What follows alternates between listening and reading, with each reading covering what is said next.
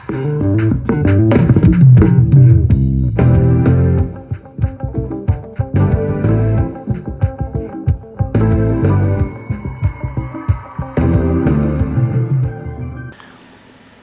up, everybody? Welcome back to Alpha and Omega Exponent, also known as AOE, where we share content through stories to add value to your life. My name is Parfait and I welcome you.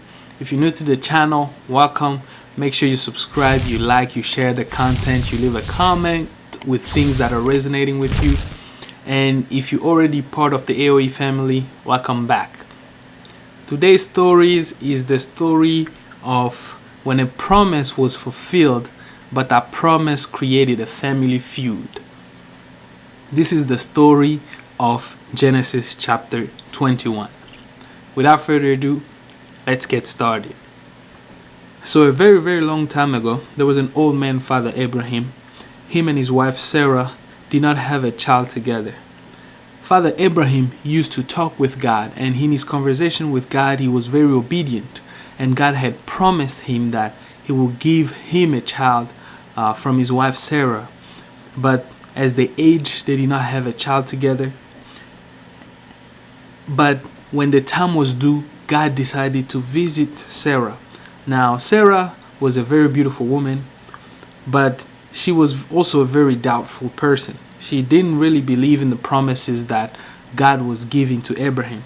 But God himself decided to visit Sarah, and after that visit, later on, Sarah became pregnant and she gave birth to a son, and they named that son Isaac.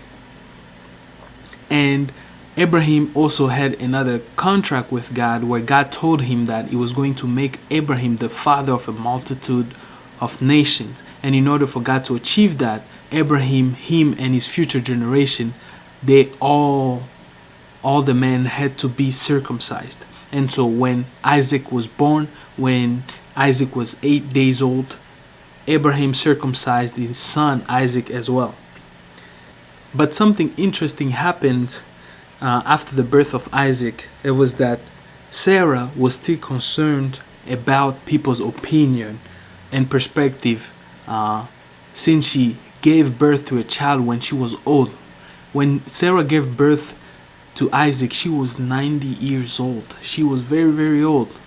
And so she was still concerned about people's opinion, people's perspective.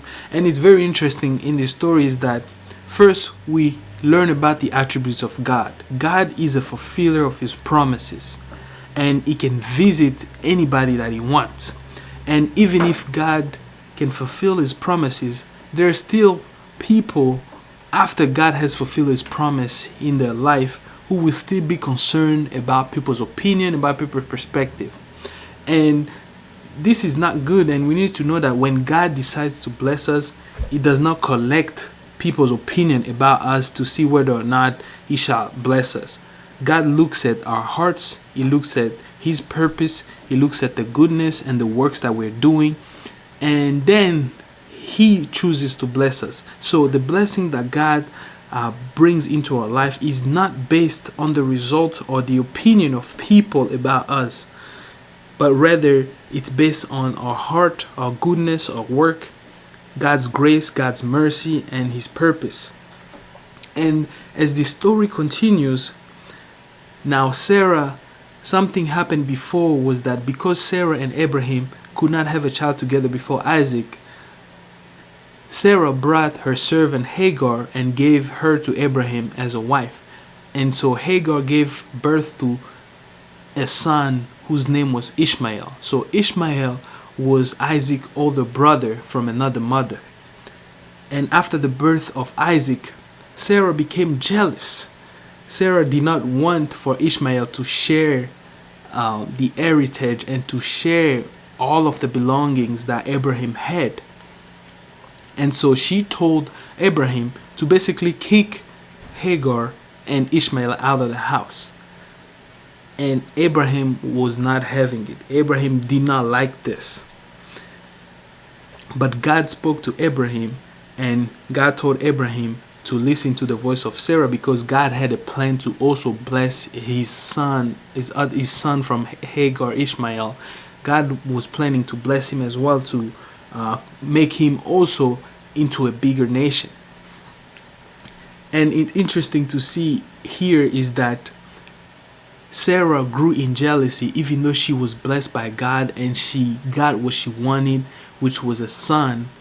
She still grew in jealousy. She was beautiful in appearance, even though she was old, but she grew in jealousy.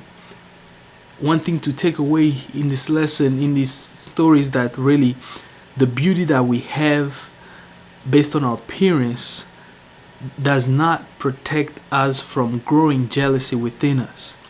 And some of the most jealous people on earth are also sometimes, some of the most beautiful in appearance. So your appearance is not an immunity from jealousy.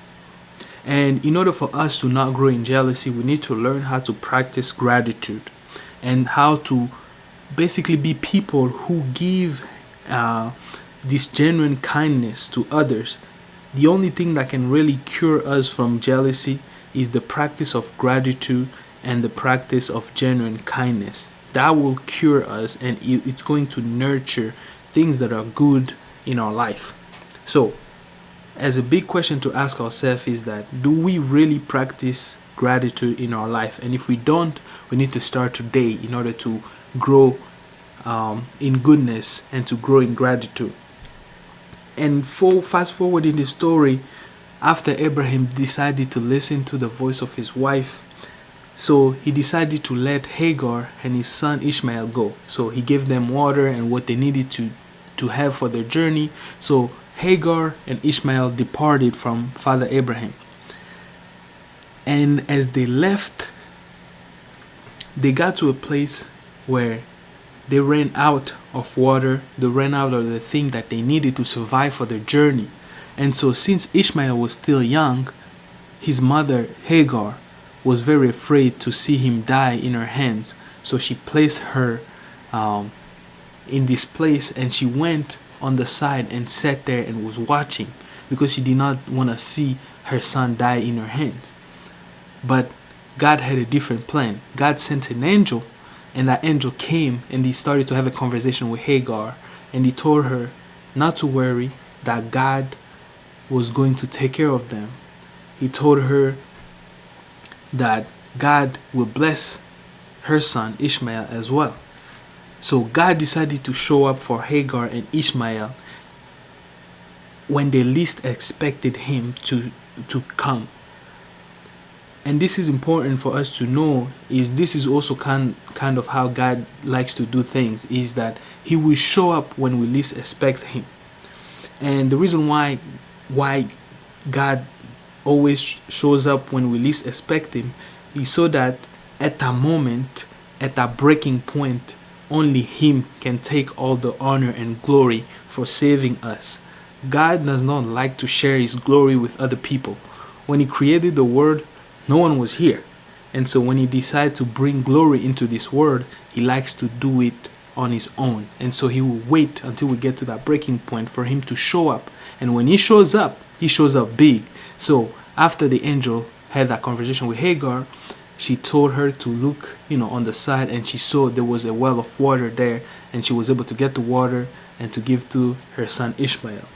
And so the end of the story concludes where Ishmael grew up and he became an expert in hunting. He became a very powerful man. He became a leader of a great nation as well. And so we take away here that out of a desperate situation, out of a mistake, God can still raise a powerful person. God can still raise a great leader. God can still bring up and raise a great nation. And as Ishmael grew, his mother, since they came from Egypt, she went to Egypt and got a wife for his son Ishmael. Now things get interesting here in the end, is because Ishmael, even though he became this great expert in the field, his mother was the one who went out and got a wife for him. So now one of the interesting lessons to take away is that sometimes, if things are not working out for you on your own, you gotta ask help from your parents. Back in the day, it was common for parents to basically go look for wives and husbands for their children.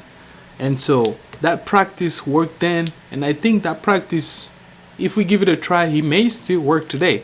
But most of us in this modern age usually don't like to do that. And so if things are not working out, maybe you need to try a different recipe. And so my advice to all of us today is that sometimes, if you've been looking and you can't find, go talk to your parents. If you're a young man, you're a young woman, young or old, whatever age bracket you are in, is that talk to your parents, because our parents are really good matchmakers. Don't ask your friends, because you and your friends don't know any better. So our parents know better. They have experience, they have understanding, they have wisdom, and so they will know the quality of what will be the best for us. And so they will give you that best choice that will fit you for the rest of your life. And so if things are not working out, go talk to your parents, and they might find someone who will bring you happiness for the rest of your life. So that's it for the story time of today. I hope that this added value to your life. Share this content, and I'll see you in the next story time.